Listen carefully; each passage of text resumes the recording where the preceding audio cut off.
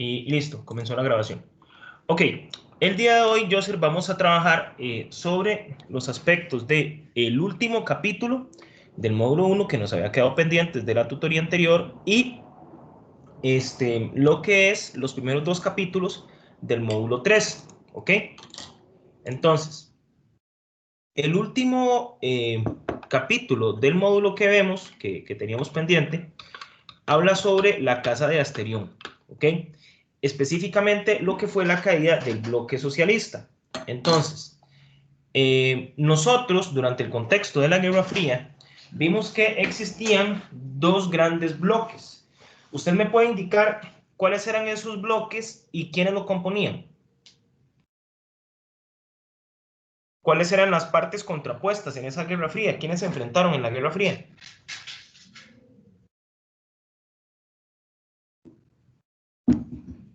Profe, bueno, eran dos bloques, era Rusia y Estados Unidos. ¿Está seguro que era Rusia? ¿Se llamaba así Rusia?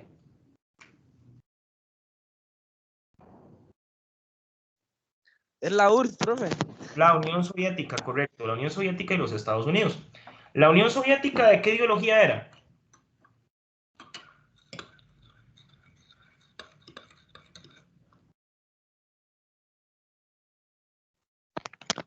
Socialista. Ajá, y Estados Unidos eran capitalistas, ¿verdad? O, bueno, ellos decían democráticos, capitalistas, ¿verdad? Correcto, ¿ok?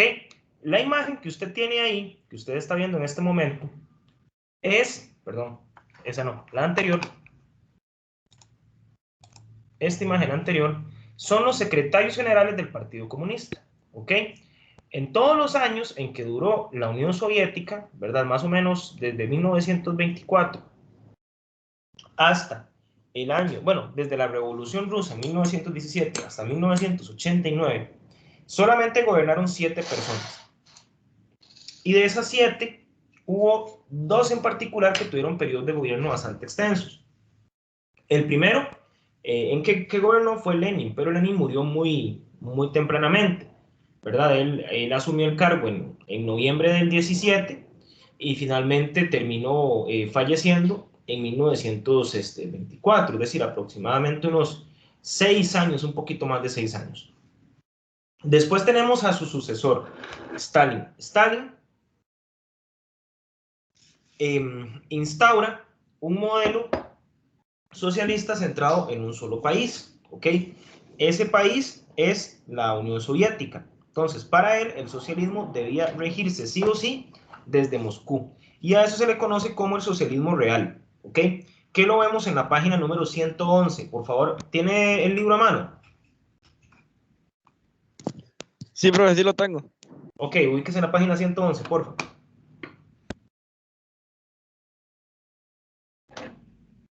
Me avisa cuando está listo.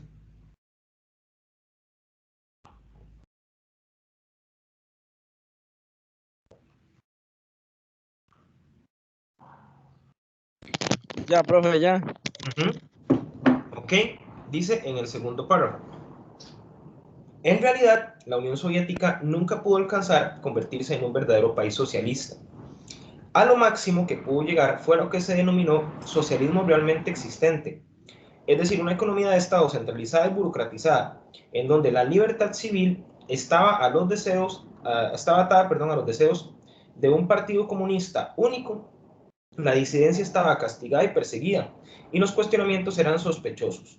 Por si fuera poco, se mantenía un enorme ejército, con el que sostenía batallas en diversas partes del mundo, auspiciando la revolución social cuyo éxito podría ayudar a conseguir la entrada de más países en la órbita de influencia.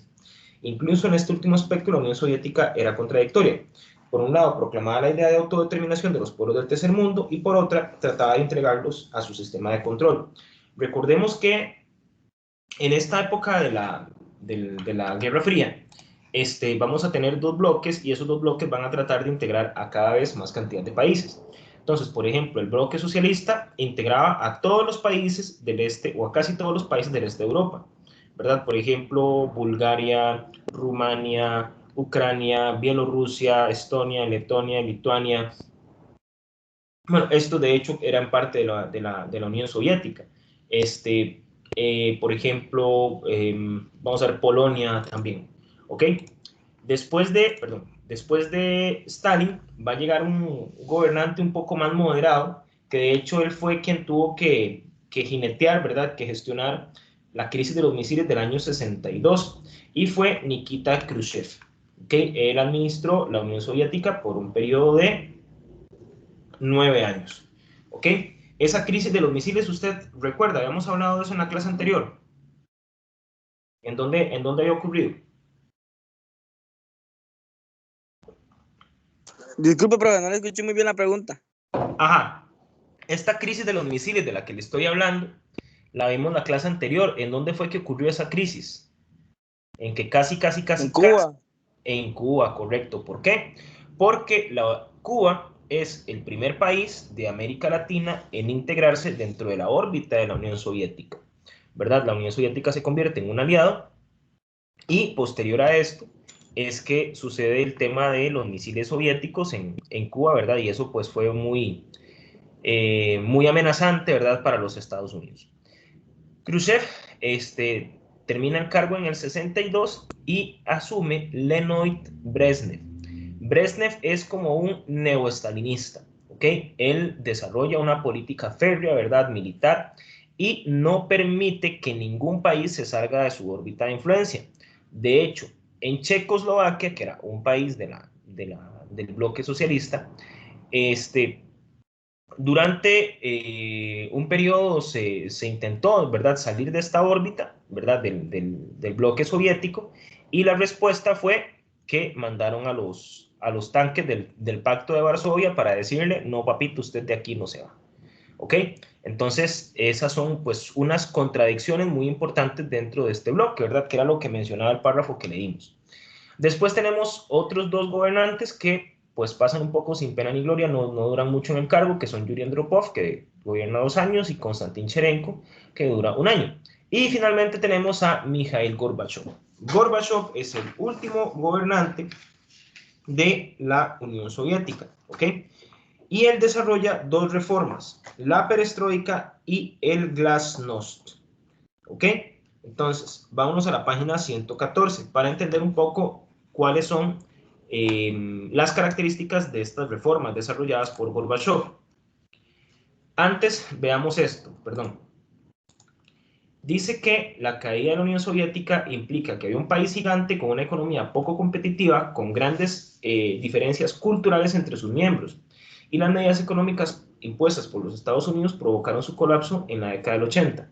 La Unión Soviética puede considerarse como el único país realmente socialista. Acabó el socialismo realmente existente, pues tenía una economía centralizada, burocrática, donde la libertad dependía de los deseos del único partido comunista. Esto que está acá es la Unión Soviética. ¿Ok? Entonces, incluye Rusia, ¿verdad? La República de Rusia. Después hay otras repúblicas eslavas, ¿verdad? Como Bielorrusia y Ucrania. Repúblicas del Cáucaso como Georgia, Armenia y Azerbaiyán. Y repúblicas musulmanas como Kazajistán, Uzbekistán, Turkmenistán, Tayikistán y Kirguistán. ¿Ok? Entonces, ¿cuáles diferencias culturales, religiosas, lingüísticas, cree usted que podían existir en un territorio tan grande? Estamos hablando de que eso es casi 3 veces Estados Unidos.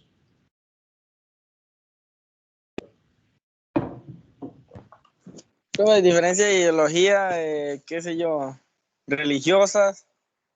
Ok, de ideologías, pues tal vez no tanto, o no muy marcadas, porque todos estaban bajo el gobierno del Partido Comunista. Es decir, no habían más partidos políticos, solo ese. Pero religiosas sí. También, además de diferencias religiosas, hay diferencias étnicas. ¿Por qué? Le pongo un ejemplo. Digamos, usted ve un ruso promedio, ¿verdad? Son gente, digamos, blanca, rubia, ¿verdad? Puede ser. Pero si usted se va para esta región de Rusia, por ejemplo, acá, o acá en Kazajstán, este país que está acá, aquí donde está la manita, ¿la ve? ¿Ve el cursor? Aquí donde tengo Sí, la sí, mano. la veo, bro. Ok, ese país, es más, voy a señalarlo así. Este país es Mongolia. Y este país al sur de Mongolia es China. Ya, entonces, eso implica que aquí va a haber una gran diversidad étnica, y no solamente étnica, sino también lingüística. ¿Por qué? Porque los kazajos no van a hablar lo mismo que los rusos, o lo mismo que los ucranianos. Muy probablemente, de hecho, los kazajos, los uzbecos, ¿verdad? La gente de estas repúblicas musulmanas van a practicar el Islam como su religión. Los rusos no. Los rusos, la religión más extendida en Rusia, o la más importante, es el cristianismo ortodoxo. Entonces, eso genera un problema, sobre todo porque todo lo relacionado con la Unión Soviética, todo era administrado, como ya le mencioné, por el único Partido Comunista, y todo era administrado desde, voy a buscar un color con más contraste, aquí, rojo y amarillo, ahí sí se ve más bonito, desde Moscú. ¿Ok? Entonces, esto implicaba que gobernar un territorio tan grande era una pesadilla logística. Era muy complicado administrar tanto territorio solamente desde Moscú. Ok, entonces, ya entendemos un poco los problemas que existían. Además, la Unión Soviética se había endeudado mucho con el tema de la carrera armamentística. ¿Recuerda un poquito qué era eso, la carrera armamentística? Cualquier cosa, estamos en la página número 113 para ver lo que son los problemas del modelo soviético.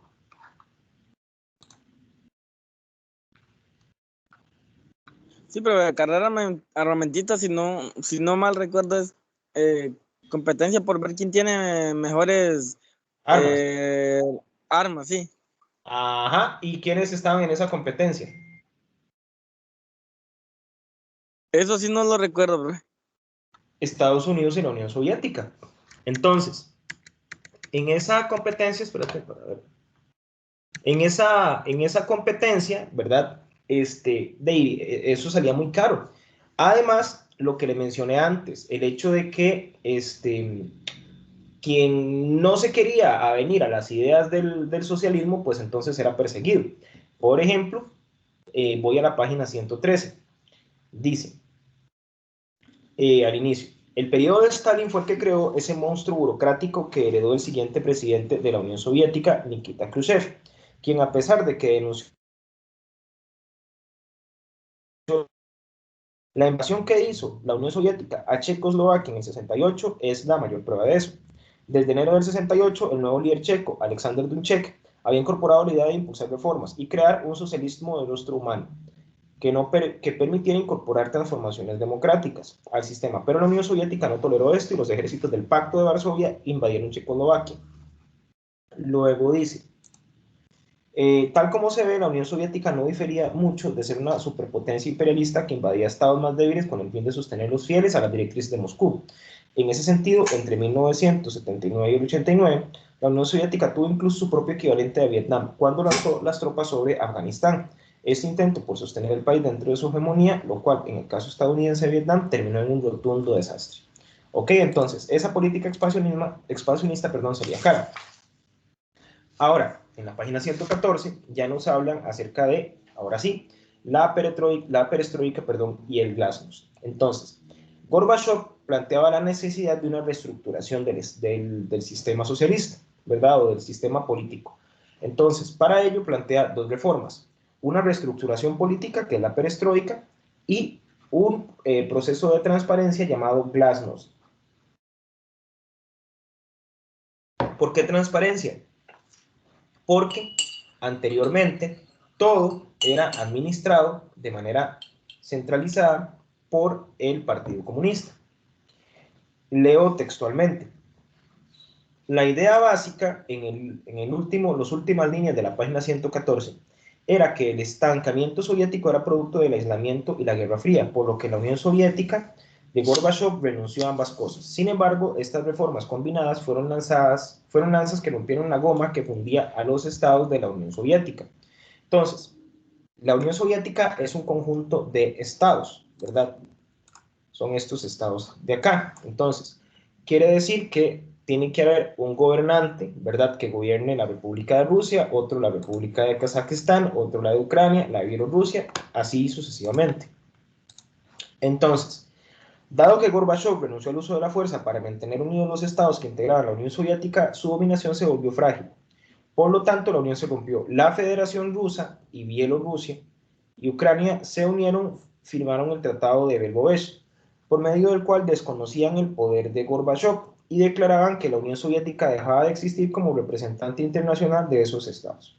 El 25 de diciembre del 91, al renunciar Gorbachev al puesto, la Unión Soviética simplemente desapareció.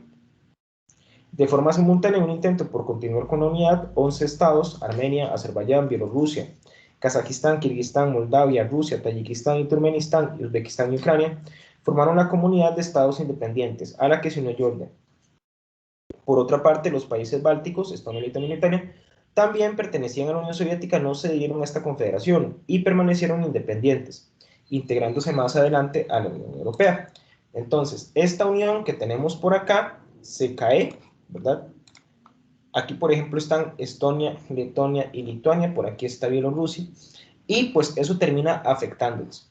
También hay otra cosa que se vio muy mal para el mundo, algo que sucedió específicamente en Bielorrusia, en, en la Unión Soviética, y fue un desastre nuclear en una ciudad de este bloque, ¿verdad? Que fue en la ciudad de Chernóbil, un desastre nuclear que se cayó y por el que mucha gente pues también quedó muy afectada.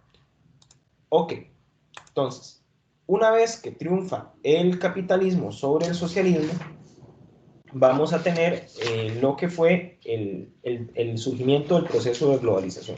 Entonces, cada uno de estos países del bloque soviético comienzan a ver para dónde agarran, ¿verdad? Como lo vemos aquí en esta imagen, ¿verdad? Aquí está la Unión Soviética y tenemos los barquitos de salvamento, ¿verdad? Cada uno viendo a ver para dónde agarra o con quién se alía. Con el desarrollo con el triunfo, digamos, del bloque capitalista, entonces eso quiere decir que ya no vamos a tener conflictos, ¿cierto, Joseph? Ya no hay... No, Buenas, Grayling, ¿me escucha?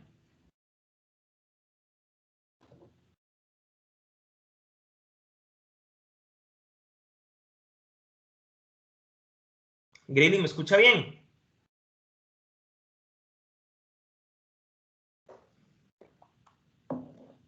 Bueno, ok. Entonces, con el triunfo del bloque capitalista, las ideas socialistas son un poco dejadas de lado, aunque no del todo, y comienza un proceso de neoliberalismo y globalización. Los paladines del neoliberalismo son estos dos señores, Margaret Thatcher por Inglaterra y Ronald Reagan por los Estados Unidos. Ellos lo que plantean es ir eliminando la intervención del Estado en la economía lo más posible. El Estado intervenía en la economía durante la Guerra Fría justamente para, en parte, alejar un poco a las ideas del socialismo. Entonces, el neoliberalismo plantea la destrucción del Estado-nación, el establecimiento de un mundo sin fronteras, al menos sin fronteras económicas, y es desarrollado principalmente por Milton Friedman y la Escuela de Chicago. Es una escuela económica que plantea justamente que el mercado, digamos, puede regular relaciones económicas y que el Estado tiene que intervenir lo menos posible en la economía, ¿verdad? Y pues este neoliberalismo lo podemos ver un poquito más explícito en la página 123. Ubíquense en la página 123, por favor.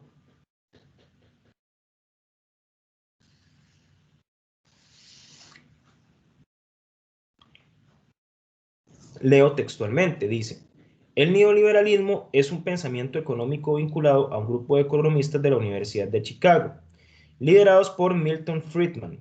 A partir de la década del 50, estos economistas desarrollaron una fuerte crítica de las políticas de intervención económica estatal que se habían desarrollado en los Estados Unidos después de la Gran Depresión, durante la década de 1930. Aunque el asunto es más complicado, las tesis neoliberales se pueden resumir así. 1. oposición al desarrollo de políticas monetarias que pretenden producir un aumento en la cantidad de dinero que circula dentro de un país, con el fin de acrecentar el consumo de bienes y servicios que se consumen dentro de ese país. Oposición a la implementación de impuestos a las actividades de intercambio comercial y reducción de gastos y de tamaño del Estado. A finales de la década del 70, la visión neoliberal ganó popularidad entre profesores de economía de todo el planeta.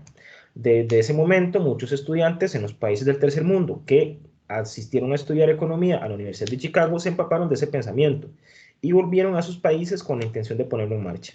En América Latina, un importante grupo de jóvenes vinculados a los gobiernos impulsaron dichas políticas neoliberales en las décadas del 80 y 90. Su intención era reducir el tamaño del Estado, vendiendo o privatizando las empresas estatales creadas en el pasado, abriendo los mercados y liberándolos de impuestos a través de tratados de libre comercio y en general limitando la intervención del Estado en las decisiones económicas. Ok, entonces esas son las características del neoliberalismo.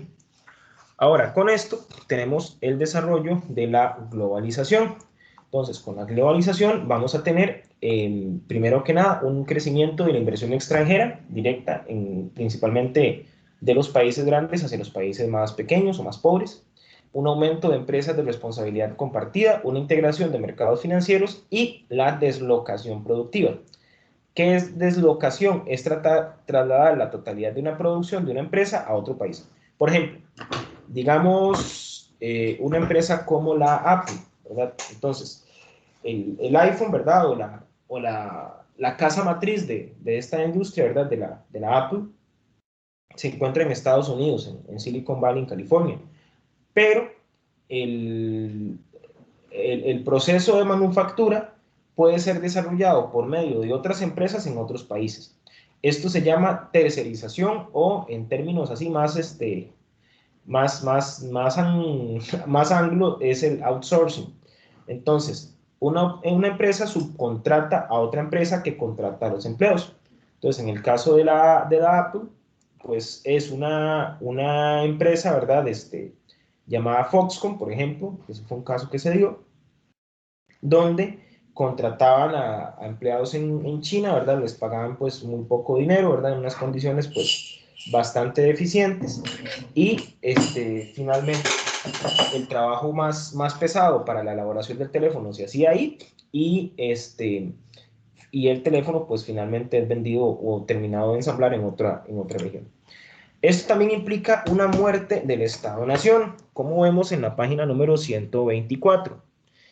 Entonces, los Estados-Nación se ven debilitados porque la globalización plantea la unificación, ¿verdad?, de fronteras, ¿verdad?, al menos para lo que es los aspectos de índole económico, ¿verdad?, porque hay una contradicción importante dentro de la globalización que tiene que ver con el asunto de las migraciones, ¿verdad? También implica transformaciones a la identidad nacional. Y también tenemos como un metaestado el caso del socialismo del siglo XXI, que eso pues ya ha quedado un poco más en el olvido. Y con eso terminamos el capítulo que teníamos pendiente.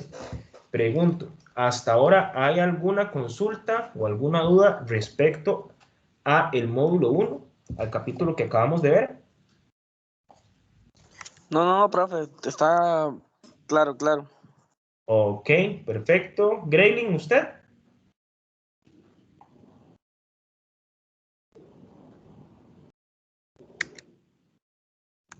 Okay. Bien, entonces, el siguiente módulo vamos a verlo a través de 4 perspectivas, ¿ok? Todo lo que veamos en este módulo 3 vamos a tener que identificarlo dentro de algo llamado el espectro político. Entonces, en el espectro político tenemos la izquierda política y la derecha política. Por ejemplo, si yo les digo a ustedes que me digan el nombre de un partido político de izquierda en Costa Rica, ¿cuál partido político puede ser? ¿A qué tipo de ideas creen ustedes que están ligados los partidos de izquierda? ¿A qué les suena esa palabra? ¿Han escuchado ese término? ¿Un partido político de izquierda o una idea de izquierda? ¿O esos son izquierdistas? ¿Han escuchado ese término? Más o menos, pero no entiendo a qué se refiere. Ok. Por ejemplo, un partido político de izquierda, generalmente, está ligado a ideas relacionadas con el comunismo o el socialismo.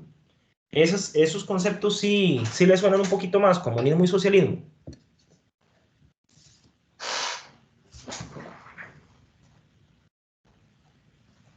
Sí, eso sí suena un poquito más. Ok. Entonces, por ejemplo, en Costa Rica, un partido político de izquierda o de centro izquierda, tal vez, es el Frente Amplio, ¿verdad? Así, eso digamos dentro de los partidos que tienen representación en el Congreso, ¿verdad? Así además hay otros partidos políticos como por ejemplo, vamos a ver el nuevo Partido Socialista, el Partido de los Trabajadores, ¿verdad? Son partidos principalmente relacionados con luchas sociales, con luchas de los trabajadores, relacionados también con temas de ambientalismo, ¿verdad? Y como le digo, quizá el que más influencia, ¿verdad?, ha tenido por el tema de haber estado o de estar con representación en el Congreso es el Frente Amplio, ¿ok? Es un partido de izquierda. Ahora, un partido político o una idea de derecha está principalmente ligada al liberalismo económico o al neoliberalismo, ¿verdad? Ellos, en lugar de abogar más por los trabajadores, quizás van a abogar más por los empresarios. ¿Por qué? Porque la idea es atraer inversión extranjera. La solución al problema o a los problemas del país van en función del desarrollo de la inversión extranjera o en función de eliminar las trabas que pone el Estado para el crecimiento, por ejemplo, de empresas y demás. ¿Ok? Un partido político así de derecha, autodefinido como tal, fue el movimiento libertario, ¿verdad? No sé si usted recuerda ese partido político de Otto Guevara.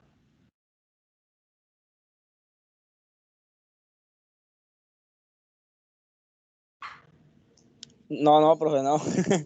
Era uno que tenía una bandera roja, ¿ok? Este señor Otto Guevara se tiró a la presidencia como 5 años seguidos, ¿ok? Digamos que es un partido coherente porque ellos lo que plantean es de privatizar casi todo lo que es del Estado. Aunque muchas veces los partidos de derecha, en términos culturales o sociales, tienden a ser como muy conservadores. ¿Ok? Entonces, en medio de eso tenemos el centro político. En el centro político tenemos movimientos que no son ni totalmente de izquierda ni de derecha, ¿verdad? En algunas cosas sí son de un poquito más a la izquierda y en otras cosas son un poquito más a la derecha. Ahí podemos ubicar a partidos políticos como Liberación Nacional o la Unidad Social Cristiana. Ok, en el caso de las alternativas que vemos acá, estas cuatro, aquí estamos viendo todo el espectro político desde la extrema derecha, que es el enfoque fundamentalista, hasta la extrema izquierda, que es el enfoque de la antiglobalización. Y en el centro tenemos estas dos. Entonces, vamos a ir viendo una por una. Dice que la perspectiva fundamentalista está a favor de la globalización. Sus principios básicos están en función de una hegemonía de la economía, es decir, lo más importante es la economía, mantener una balanza positiva. Plantea que el mercado es capaz de resolver los problemas, que se tiene que desregular cualquier actividad e incentivar la competitividad y el libre cambio. ¿Qué es desregulación? Que el Estado no intervenga, por ejemplo, en el control de precios, que, por ejemplo, aquí en Costa Rica hay un servicio que solamente lo da el Estado. ¿Cuál es? Un servicio público, ¿verdad? Por ejemplo, tenemos para la electricidad, usted solamente le puede comprar electricidad al ICE, o también, bueno, en el caso de Heredia y Cartago, a la JASEC, la empresa de servicios públicos, pero igualmente son públicos, ¿verdad? Entonces, ellos lo que plantean es que si algunos servicios se abren a la competencia, eso va a mejorar la competitividad. Por ejemplo, nosotros lo vimos con el mercado de las telecomunicaciones, ¿verdad? Antes de que llegara la competencia, sacar una línea celular era bastante complicado. En el desarrollo ideológico se plantea la imposición de un pensamiento único, sobre todo después del fin de la Guerra Fría. Y la situación actual es tendencia de organismos económicos para aplicarlo como política económica mundial, y se plantea una mayor confianza en los mercados y en la empresa privada. El enfoque desarrollista, que ubicamos en el centro, plantea la globalización inicia con la caída del bloque soviético y que a partir de ese hecho se han creado mayores oportunidades para corporaciones transnacionales como para el desarrollo local. Dice que el Estado es un ente regulador y generador de equilibrios macroeconómicos y plantea la función de lo local a pesar de lo global y busca establecer políticas para que los países pobres alcancen los niveles de los países ricos. Ok, esta alternativa desarrollista entonces plantea que, digamos que la globalización es un hecho, pero que el regulador de equilibrios, es decir, el regulador de esas relaciones entre la gente con más dinero y la gente con menos dinero, es el Estado. Y la situación actual es un debate entre la reducción del Estado o crear uno más eficiente, ¿verdad? Sobre todo a partir de la crisis de los años 2010 y 2011. De hecho, actualmente en Costa Rica también existe pues un debate, ¿verdad? Por ejemplo, con todo este tema de la ley del empleo público. Posteriormente, tenemos el enfoque alterglobalizador. Ellos plantean que la globalización inició con el consenso de Washington, que fue un acuerdo firmado entre Gorbachev y Ronald Reagan, y este consenso es cuestionado por analistas, por intelectuales de izquierda como Noam Chomsky, Antonio Negri y Naomi Klein.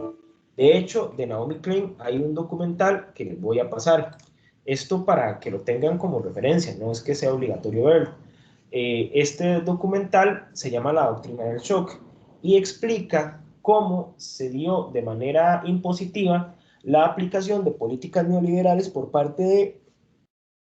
perdón, por parte de influencia de la Escuela de Chicago en países donde se impusieron dictaduras militares amparadas por Estados Unidos, como por ejemplo Chile y Argentina. Los principios básicos de esta alterglobalización es regular y limitar el poder del mercado, existencia de legislaciones sociales mundiales, proyecto de vida sostenible y alternativo, reconstrucción de movimientos sociales. El desarrollo ideológico dice que parte de un proceso de desarrollo capitalista desordenado y ficticio, basado en la especulación financiera, sobreproducción y el fomento de una crisis permanente. Y la situación actual son movimientos alternativos contra el G8, que son los 8 países más ricos del mundo, y el Foro Económico Mundial.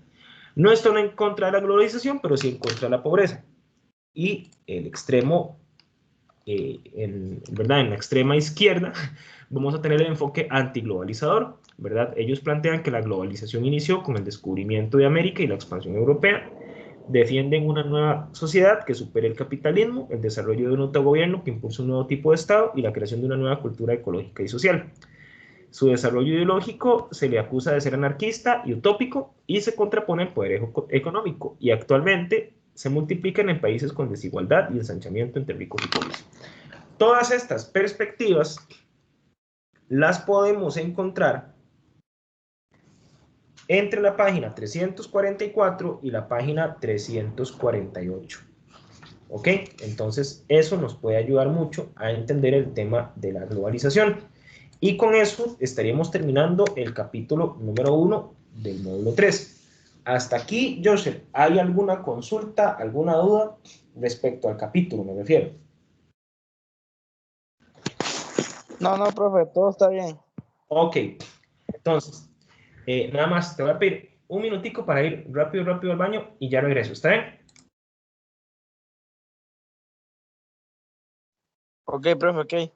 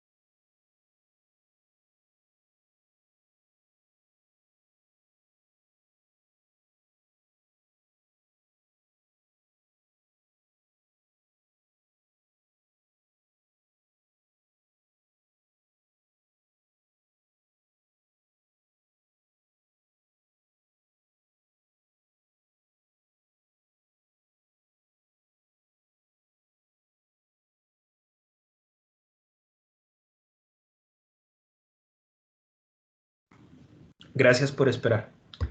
Ok, este mapa que usted está viendo aquí, Joseph, es un mapa histórico de finales del siglo XIX, donde podemos apreciar las principales potencias mundiales de aquella época y sus respectivas colonias. ¿Ok? Entonces, quiero que detalle en todo lo que está de color rosado. ¿Ok? Todas estas regiones, por ejemplo, tenemos la India, ¿verdad? Acá en todo esto que dice India, en realidad hay varios países actualmente. Aquí, por ejemplo, está Pakistán, esto es la India, esto es Sri Lanka, esto se llama Myanmar, esto es Australia, esto es Nueva Zelanda, esto es Sudáfrica, esto es Sudán, esto es Egipto, por aquí está Kenia también, esto es Nigeria. Todo esto fue en algún momento de Gran Bretaña, igual Francia.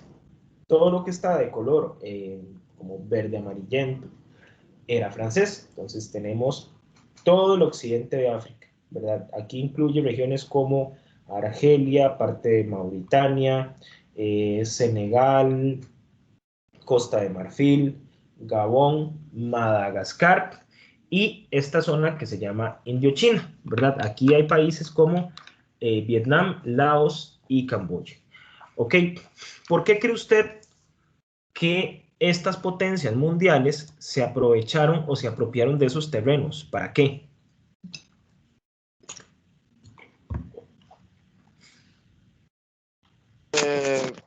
Profe, tal vez porque tenían algún tipo de recurso que a ellos les interesaba.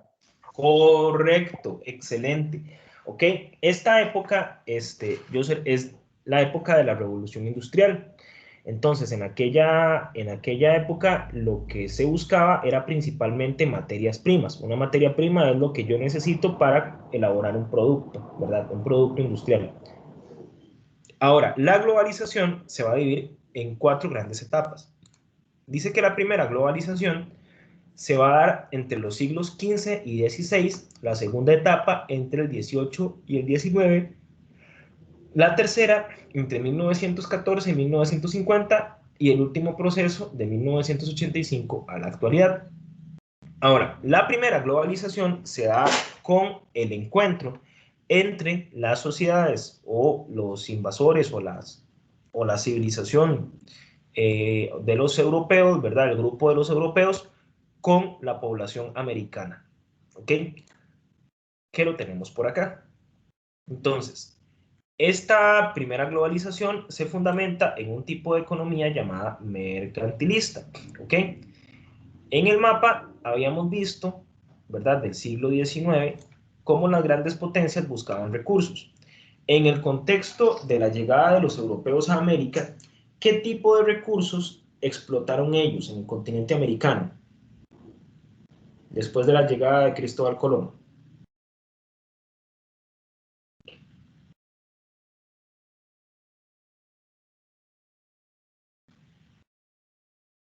Materia prima, profe, y no sé, petróleo, tal vez. No, eso es para la época de la Revolución Industrial. Aquí eso todavía no ocurrió, estamos en el siglo XV. Lo que buscaban ellos eran metales preciosos. ¿Ok? Aquí tenemos un sistema económico conocido como mercantilismo, donde se indica que el país que tenga mayor cantidad de metales preciosos, principalmente oro o plata, va a ser quien esté más adelantado. Entonces, de estos países, ¿verdad? El que más territorios va a abarcar va a ser España. ¿Ok? Ahora, producto de lazos matrimoniales, España se va a unificar con Portugal y durante el reinado de Felipe II van a extender su poderío sobre América desde el sur de los Estados Unidos, ¿verdad? Pasando por todo Centroamérica hasta Sudamérica. Incluían también algunas costas en África y algunas islas en el sudeste asiático. ¿Ok? Aquí tenemos una primera forma de capitalismo, que es el capitalismo comercial. ¿Ok? Lo importante es el control del comercio, el control de los puertos, y si algo de esto se nos sale de control, pues entonces tenemos que ver cómo lo recuperamos. Para eso necesitamos una fuerza naval importante, ¿verdad? España llegó a tener algo conocido como la Invencible Armada Española. El asunto es que a esta Invencible Armada Española, los británicos la vencieron. Entonces, en el momento en que Gran Bretaña vence a la Invencible Armada Española, asumen un rol protagonista, ¿verdad? A nivel global. Y esto se va a consolidar con la revolución industrial. Esta revolución industrial, en la revolución industrial las personas son sustituidas por máquinas y vamos a tener también el desarrollo de grandes obras de infraestructura, ¿verdad? Y grandes avances como el ferrocarril, ¿verdad? Porque si nosotros nos ponemos a ver, gracias al ferrocarril, vamos a tener el surgimiento de una manera de comunicarnos y de transportarnos muchísimo más eficiente, ¿ok? Y esta segunda globalización se va a extender hasta la Primera Guerra Mundial. Esta tercera globalización abarca desde el fin de la Primera Guerra Mundial hasta inclusive la Segunda Guerra Mundial y la Guerra Fría. ¿Ok? Entonces, en esta tercera globalización vamos a tener como característica, en el caso de la Guerra Fría, pues una gran tensión, ¿verdad? Por el tema de diferentes ataques, ¿verdad? Entre los bloques, por ejemplo, más temprano hablábamos de la crisis de los misiles. Aquí tenemos una imagen que lo representa, ¿verdad? Entonces están ahí Khrushchev y Kennedy, ¿verdad? Peleándose un pulso y cada uno con el,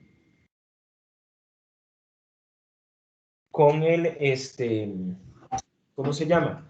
Con el botón. Permítanme un momentico. Creo que hay una compañera que está tratando de ingresar. Disculpen un momento.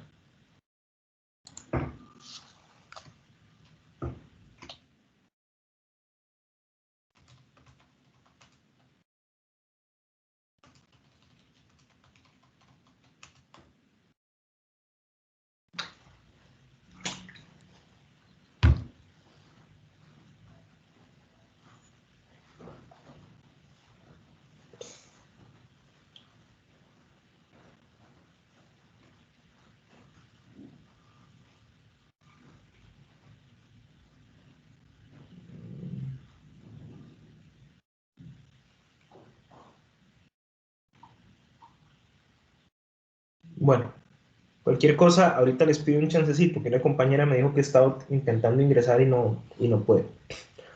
Ok, la última etapa de este proceso de globalización es la más reciente del 85 en adelante, ¿verdad? Aquí tenemos el desarrollo del neoliberalismo, el establecimiento, ¿verdad? O el crecimiento de empresas transnacionales y el neoproteccionismo económico.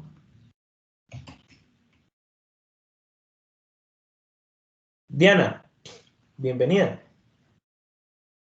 ¿Me escucha bien? Diana. Hola, buenos días. Sí, ya lo voy a escuchar Ahora, bien. Hola. hola, bienvenida. Ok, esto es los Hola. principales aspectos de estábamos hablando de la globalización histórica, estamos en el capítulo 2 del módulo 3. Ok, a nivel económico, la globalización eh, implica la deslocación y tercerización económica, que es un poquito lo que les hablaba antes, ¿verdad? Deslocación productiva es agarrar parte de la producción de un artículo y enviarla a otro país.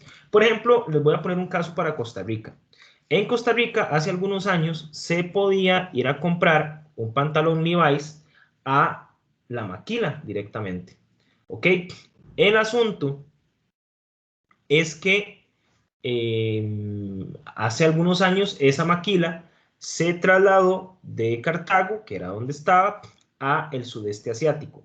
¿Por qué creen ustedes que esa maquila se fue de Costa Rica y se fue para el sudeste asiático, para esa región?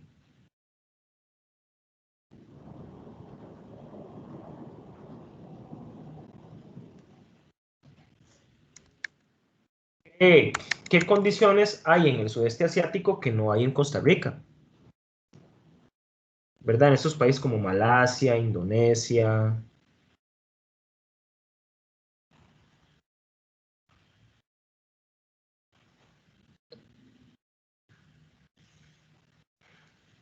Esto es porque la mano de obra es mucho más barata. ¿Por qué? Porque muy probablemente la legislación social de Malasia o de Indonesia no sea la misma que la que tiene Costa Rica.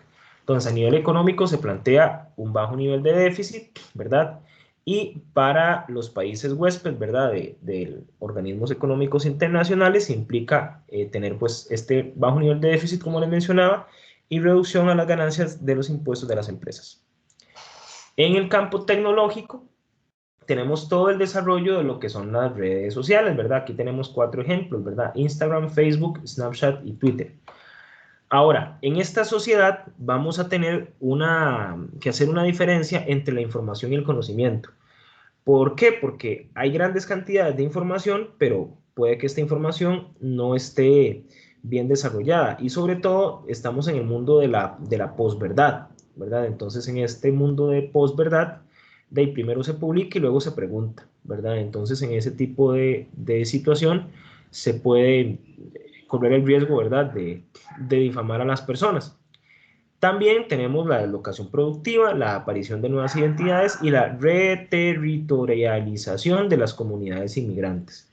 ¿Por qué? Porque tenemos una gran facilidad para comunicarnos, ¿verdad? Esta clase es un ejemplo de ello, ¿verdad? Si yo me tuviera que desplazar desde San Rafael de Heredia hasta Chiroles, si lo hago en carro, duraría entre unas 3 o unas 4 horas más o menos.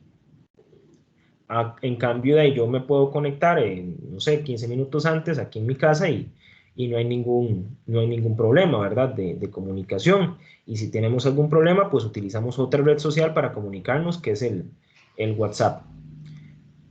Ok, esto a nivel tecnológico. A nivel político, como antecedente de una unión entre países, ¿verdad? Tenemos la Sociedad de las Naciones, que fue una organización que se creó posterior a la Primera Guerra Mundial para tratar de mantener la paz. Esta organización no tuvo mucho éxito, pero sin embargo, sí tuvo éxito la creación de la Organización de las Naciones Unidas, que se creó después de la Segunda Guerra Mundial para tratar de mantener la paz. Esta organización sí tuvo éxito, ¿verdad? También vamos a tener relaciones de interdependencia entre los países y en este mundo unipolar, ¿verdad? Ya después de la Guerra Fría, vamos a tener como método, ¿verdad?, de intervención o como centro de poder la custodia de una democracia global. Y también la disputa por recursos energéticos, por eso donde hay petróleo, pues usualmente o hay crisis o hay guerras. Tenemos nuevos bloques de poder, ¿verdad? Por el caso de Estados Unidos y los países de Europa, la OTAN, ¿verdad? Aquí, por ejemplo, tenemos a los 3 personajes del consenso de Washington arriba en la imagen, ¿verdad? Que son Tony Blair, George Bush y José María Aznar. Y por el otro lado vamos a tener la Organización de Cooperación de Shanghái, que agrupa a países como Rusia, China, India y Pakistán. Para que ustedes se hagan una idea, solo entre China, India y Pakistán está más de la mitad de la población del mundo.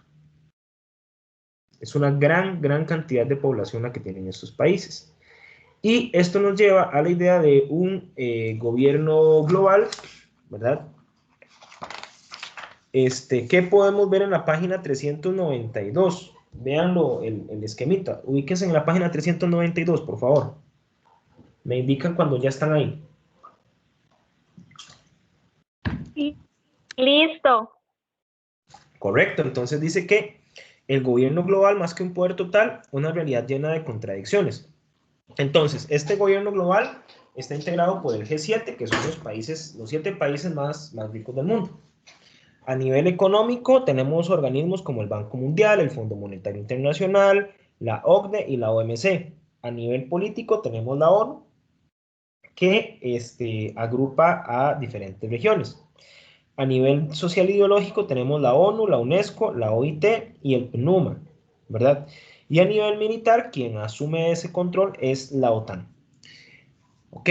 Esto en términos políticos. Ahora, en términos culturales, vamos a tener una hibridación cultural o cambios en la forma de vida, sobre todo a partir del descubrimiento, que aquí se me olvidó ponerle las comillas, ¿verdad? Descubrimiento de América con un discurso de superioridad europea, y en el siglo XVIII con un cosmopolitismo, ¿verdad? Vista Europa como dueña del mundo y admiración de las culturas diversas.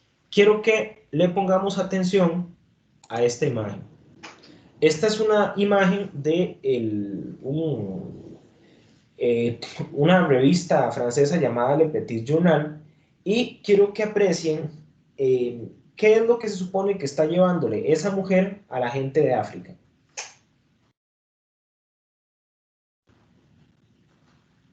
¿Esa mujer qué país es? Vean los colores que tiene en el vestido. De Inglaterra. Cerca, Francia. ¿Ok? Entonces, vean que ella lleva como con un corno, ¿verdad? Lleno de oro, ¿verdad? Les está dando oro. Y también tienen como libros, ¿verdad? Inclusive hay uno que le está besando la túnica. Esto es porque esta propaganda implicaba que Francia iba a llevar la libertad, la civilización, la riqueza y la paz a Marruecos. Ese fue el discurso. Ahora, ¿qué fue la realidad? Que eso me lo comentaron al inicio de la clase. ¿Qué era lo que buscaban las grandes potencias en África?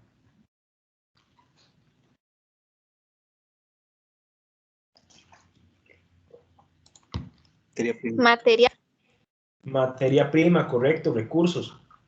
Entonces, esto es muy importante, ¿verdad? ¿Por qué? Porque se establece todo un discurso ideológico, eurocéntrico, colonialista, homogenizante, pero para incursionar, ¿verdad? En estos territorios, lo mismo sucedió en América siglos antes, pero en la realidad lo que buscan es expoliar los recursos que tiene ese territorio.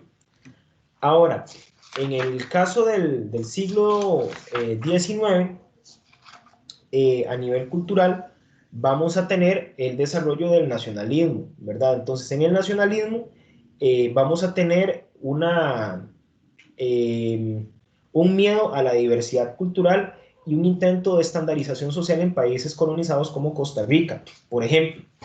Y esto nos toca más cercanamente, ¿verdad? Sobre todo en el contexto de una provincia como Limón y un cantón como Talamanca. Durante mucho tiempo, en el siglo XIX, se decía y se afirmaba que los ticos eran igualiticos y blanquiticos, y eso es falso, ¿verdad? Ahora, ese discurso ha quedado calado de manera inconsciente, como en el inconsciente colectivo de la sociedad costarricense. ¿Esto por qué? Porque es el mismo Estado quien se ha encargado de invisibilizar, de cierta manera, a los grupos étnicamente diversos. Y eso lo podemos evidenciar porque en el programa estandarizado de educación, ¿verdad? Para todos los habitantes de la República, no hay un apartado específico de historia, ni de los diferentes grupos indígenas que hay en el país, ni tampoco de la población negra, ¿verdad? Porque es un discurso muy ligado a tendencias eurocéntricas, muy positivistas. Es más, ustedes me corregirán si estoy errado. Yo entiendo, a partir de personas que conozco, principalmente de Cachaguri, que actualmente a los chicos en las escuelas de Talamanca se les enseña bribri, ¿verdad? O la lengua, y se les enseña cultura. ¿Es cierto? ¿Estoy en lo cierto? Sí, Ok, correcto. ok. Anteriormente yo conozco un amigo que es de Cachavi, es un señor ya, tiene sus años, ya tiene nietos y todo. Y él me decía que cuando él iba a la escuela, él vivía en Catsie.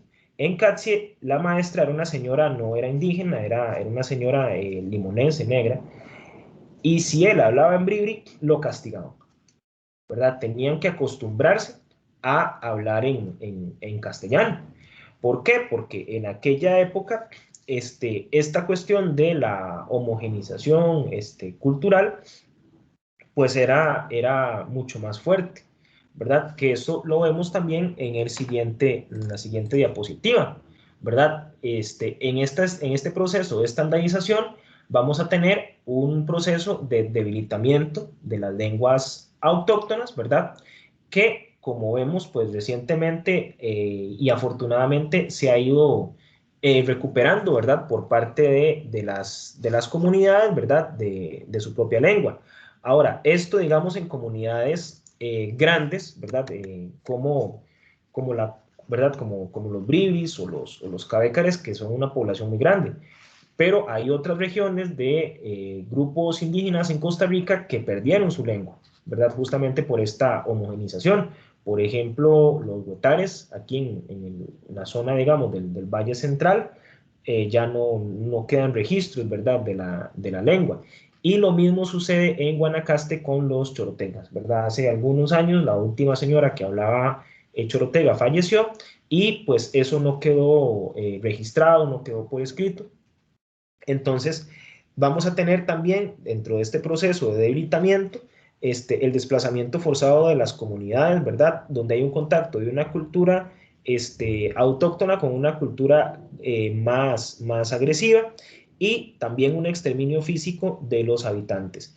Este problema es quizás un poco más patente en poblaciones de la zona sur de Costa Rica, ¿verdad? Ahí hay un conflicto muy importante y muy fuerte por la recuperación de tierras que le pertenecen por ley a las comunidades indígenas, bribis y borucas de la zona sur del país y que han sido expropiados por finqueros o por población no indígena y donde el Estado pues no ha actuado tal vez de manera tan patente. Entonces se han hecho recuperaciones de hecho, ¿verdad? Por los mismos líderes comunales, líderes indígenas, y muchos de ellos han resultado asesinados, ¿verdad? Como por ejemplo Jerry Rivera y Sergio Rojas. ¿Ok? Entonces, como les digo, pues ha existido, ¿verdad? Toda esta situación, como lo menciona Diana, pues sí hay una recuperación, dichosamente, ¿verdad? Y un compromiso por parte de la comunidad, pero ciertamente esta situación se sigue presentando, sobre todo, tal vez no tanto dentro del Cantón de Talamanca, pero sí a nivel nacional, ¿verdad? Como yo, además de dar clases aquí en la UNED, soy profesor de estudios sociales en un colegio nocturno, y en los programas de estudios sociales no hay, digamos, historia de ninguna comunidad indígena en los programas oficiales del Ministerio de Educación Pública, ¿verdad? Lo que retrata un poco también esta cuestión ¿verdad? De verlo como algo diverso, pero que está ahí, ¿verdad? Focalizado en la provincia de Limón, y no se le da, desde mi punto de vista, la importancia que requiere, ¿verdad? Finalmente, el último aspecto que tenemos es una cultura global pero diversa. Entonces, en esta última etapa vamos a tener una hegemonía, ¿verdad?, de Hollywood sobre la mayoría de la población, ¿verdad?, y donde se incentiva un estilo de vida norteamericano. Y aquí el papel preponderante lo van a tener las personas jóvenes. Es malo hacerse viejo, ¿verdad? Entonces, si usted ya se está haciendo medio viejo, ahí es donde vienen pues cosas como crisis de mediana edad, ¿verdad? Entre otras, porque usted tiene que estar joven, tiene que estar bonito, tiene que estar feliz, tiene que estar atlético, porque si no, entonces usted no está en nada. Inclusive se da una infantilización muchas veces de las personas, y hay una pugna entre una cultura de masas y una cultura global. Y con eso abarcaríamos el segundo capítulo. De este segundo capítulo, ¿hay alguna consulta o algún comentario que quieran hacer adicional?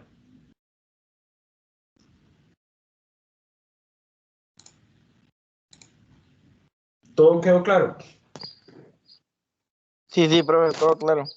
Ok, entonces ahora, ya que terminamos con el capítulo, vamos a irnos a el tema del trabajo, ¿ok? Del siguiente trabajo. Ok. Como ustedes saben, nosotros seguimos unas orientaciones académicas contextualizadas. Las orientaciones académicas que ustedes van a utilizar son las que dicen orientaciones académicas Talamanca.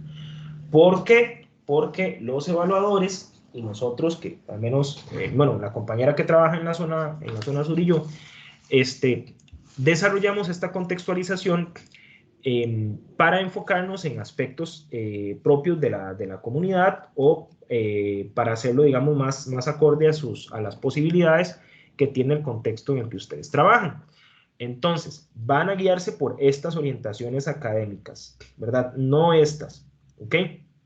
Entonces, si ustedes revisan las orientaciones académicas, la primera actividad que tenían que hacer era un foro, todo bien. La segunda actividad era una infografía. Aquí en la carpeta aparece diario reflexivo. Voy a explicar por qué pasó esto. El asunto es que yo solicité a inicios del cuatrimestre que me separaran a los estudiantes del Centro Universitario de Talamanca de los estudiantes de otros centros universitarios que también atiendo. El asunto es que ese proceso no se pudo desarrollar, entonces tuve que solicitar una ayuda por parte de la gente del programa de aprendizaje en línea para que me capacitaran para separar, digamos, a lo interno de la plataforma a los grupos que siguen las orientaciones de Talamanca de los grupos que no siguen las orientaciones del Centro Universitario de Talamanca. ¿Ok? Por eso fue que yo les dije, no hay problema, súbanme la infografía a donde dice diario reflexivo. ¿Ok? Eso fue antes de que me capacitaran o que me colaboraran, digamos, en este aspecto. Entonces, si subieron una infografía donde dice diario reflexivo, no pasa nada. Ahora, acá en el módulo 2 vienen 3 actividades. Hay una que dice foro 2. Ustedes a este foro no se van a meter. Es más, no se van a poder meter. Porque está restringido solamente para los estudiantes de los otros centros universitarios, que en este caso son Alajuela, Jicaral y Siquirres. ¿Qué es lo que van a hacer ustedes? De acuerdo a las orientaciones académicas de Talamanca, ustedes van a elaborar un mapa conceptual. Esta es la actividad que les corresponde a ustedes. Entonces, ustedes dice que lo que tienen que hacer para esta actividad es establecer las características, objetivos y alcances, discusiones conceptuales sobre la globalización contemporánea. Esta actividad tiene como fin responder a la pregunta generadora de forma crítica. Para ello de leer el módulo 3, capítulo 2, página 274 a página 400. Es decir, el último capítulo que acabamos de analizar. Debe desarrollar un mapa conceptual con los siguientes conceptos relacionados con la globalización. Y es globalización económica, globalización tecnológica, globalización política y globalización cultural. También para cada definición escriba una ventaja y una desventaja de cada proceso. ¿Ok? Entonces, ustedes pueden subir el trabajo, ya sea en Word, en PDF, no, en Word no, en PDF o también lo pueden subir como imagen. ¿Ok? Ahora, si ustedes tienen el acceso a los medios tecnológicos, tienen acceso a la computadora, yo les recomiendo que hagan el mapa conceptual. Si fuera posible, hay una aplicación que se llama CMap Tools, que es esta que estoy abriendo en este momento.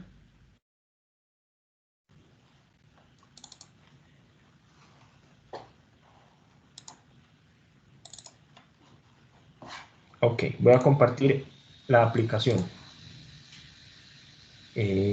Acá. Ok. Entonces, en esta aplicación, yo puedo agarrar y escribir globalización.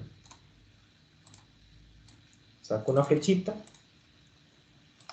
y pongo, no sé, se divide en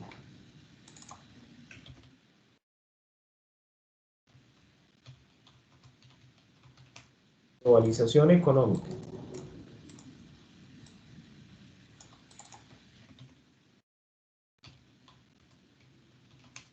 Globalización cultural. Saco otra flechita. Que se le pongo aquí. Características. Y ahí escribo. Esa es una opción. ¿Ok?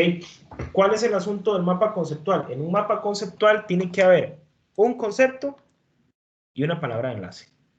Entonces, yo lo que les recomiendo es que de este capítulo hagan un buen resumen para que puedan ir acomodando las ideas, las pueden ir haciendo no sé, en papel, ¿verdad?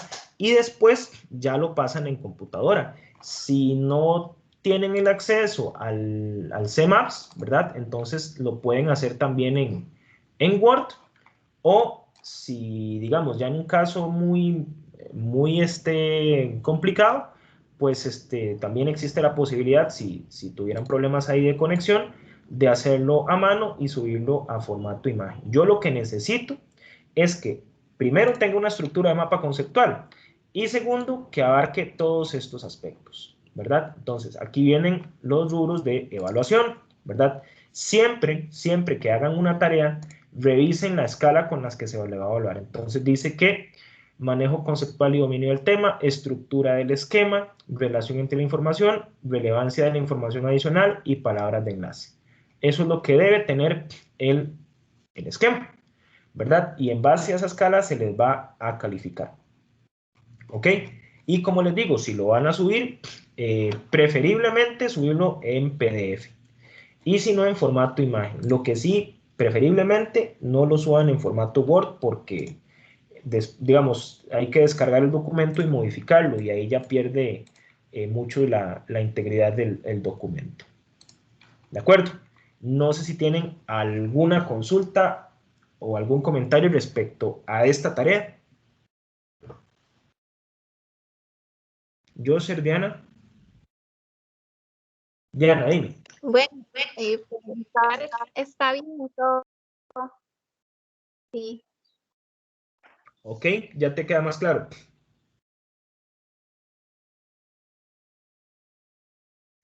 sí. Ok, perfecto. Joser, ¿usted? ¿Esa era su duda? ¿O tienes alguna otra consulta? Profe, ¿cómo es que se llama la aplicación? Esa como para hacer el mapa conceptual. CMAPS. Profe, y ¿Verdad? una pregunta. Eh, digamos, ¿uno puede hacer, digamos, un mapa conceptual de los diferentes tipos de globalización o tiene que meterlo solo en uno? Solo en uno. Ese es el O desafío, que tienes que tener capacidad de síntesis. sintetizarlo todo en uno solo. Correcto. Cara- Características, definición y cosas así. Pros y contras. Sí, sí, correcto. Por ejemplo, qué sé yo, por ejemplo, usted pone globalización económica, aspectos positivos, aspectos negativos. ¿Ya? Características, aspectos positivos, aspectos negativos. Puede ser, se me ocurre como un ejemplo. ¿Ya? Pero para eso tienen que sentarse y leer este capítulo Sí, tengo que leer. con lupa, ¿ok? Para que puedan Y discriminar detalle. con mucho detalle exactamente, para que puedan hacer bien, digamos, el esquema. ¿Ya? En un mapa conceptual hay una jerarquía de ideas. Entonces, igual, vas de lo grandote, ¿verdad? De lo más general hacia las cosas más específicas. Entonces, usted, por ejemplo, al establecer aspectos positivos y aspectos negativos, ya está haciendo algo muy importante, que es incorporando su punto de vista sobre el tema, que es algo que también nosotros queremos. ¿De acuerdo? Ok. Gracias, Ok. profe. Con gusto. Estaríamos entonces, compañeros. Hoy salimos un poquitico más temprano, es más cortito el capítulo. Diana, dígame. Ah, no, profe, solo quería decirle que miae, besa y paque cuequi. ¡Ay! ¿Qué significa? Yo creo que es Bribri. Yo si acaso sé Bueno, Beshkena y Mishka ajá, y Keke y ¿qué otra palabrilla me sé? ah, Weshki, pero Weshki, sabe varias. Chichi, Cho, Chichi. Cho, Pus, por ahí anda un Pus, pero la dice Correcto. nada porque no ve mucho. Ah, ¿Qué significa? está guayme. No, ahí le estaba diciendo que gracias por lo que nos explicó. Ah, Miae le está diciendo gracias a Ajá. usted, a nosotros y Paque Cuequi por explicarnos. ajá. Sí, yo he escuchado que se dice mía, mía. Ajá, correcto. Sí, sí, sí. De hecho, tengo la fe tal vez sí, la compañera del centro universitario, he hablado con ella, porque yo sí quiero aprender Bribri. O sea, yo, bueno, aquí les cuento ya fuera de la clase. Tengo una hija, Ajá. eh, ella, digamos, es la hija de una exalumna de un colegio que trabajé. Y Dave, resulta que ella es Bribri y un día me dijo, quiere conocer Talamanca ya hace como unos años y Dave, yo me fui, ¿verdad? Ajá. Y ya un año después, Dave, me convertí en el padrino de Sharon y prácticamente todos los años voy por lo menos una vez por ahí, por Cachabri, y ya he conocido Cachabri, Ah, Cepecue, Coroma, Catsie, Alto Duriñac, Alturén, me fui a meter a Alturén una caminada como de 9 horas. Entonces, sí, sí, ajá. sí, sí, aquí vamos aprendiendo un poquito a poco. Sí, sí se puede, porque yo también estoy aprendiendo. Entonces, ¿ves? También usted puede seguir aprendiendo. Sí, sí, sí, perfecto. Entonces, Bueno, nos vemos, Dios mediante, en la próxima tutoría y espero que estén muy bien. Hasta luego. hasta luego, gracias.